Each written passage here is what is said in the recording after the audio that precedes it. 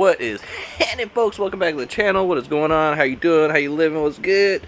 So I didn't go to pick and pull today. I decided that if I'm going to be trying to be serious about maybe getting a motor from there, I should probably just go at least like 3 hours before they close, because one, they don't know a damn thing about the cars that they have out on their yards anymore, and it seems to be like this is a problem in like all of the pick and pulls, because I've seen it on the EF Statics, or is it Young Static?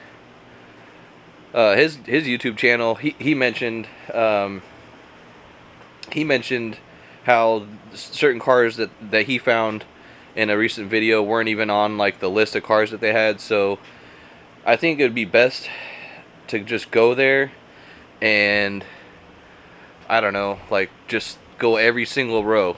Alright, so I figured out the last little bit of wiring issues I was having here, and basically this harness has two of the same plugs on it.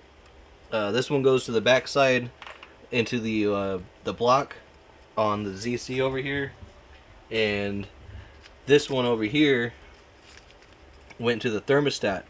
And now they both apparently do the same exact thing, and somebody extended this wire somehow and basically made it so there was two of the same switches on this car, and so one of them was redundant basically. So I'm going to peel all this back and get back to see where in the harness this was tied into from, and go from there. Alright, so I may have kind of gone off the deep end a little bit.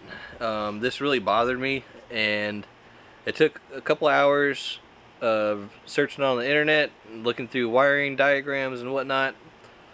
But apparently this plug that I had plugged into my thermostat housing this whole time was for a, I'm gonna forget what it's called.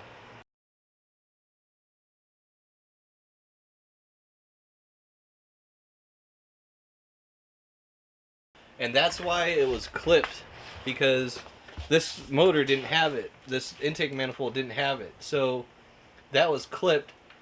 I kept blowing up motors for a time period. I might have just been getting a whole bunch of lemons from Atarico.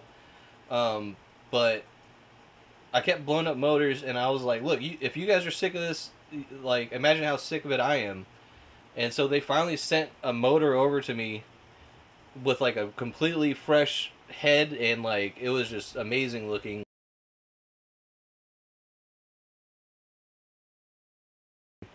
And I had by that time found some wires in the wiring harness, and I extended them and I connected them to this with a plug that I had laying around, and lo and behold, my motor didn't blow up. It never did. So I always just thought that I fixed it because those two wires were clipped. It turns out those two wires were doing absolutely nothing, as the two-prong plug was actually connected in the back here the whole time, and those were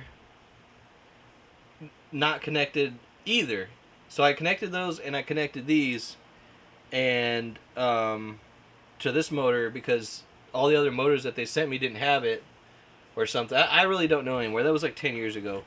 But long story short, I think I'm supposed to clip these wires again, just tape them up and tuck them into the harness, because they don't serve a purpose with this swap. Yeah, so I think what I'm supposed to do is actually just extend these two wires and get those to this plug right here. And since I already backed out the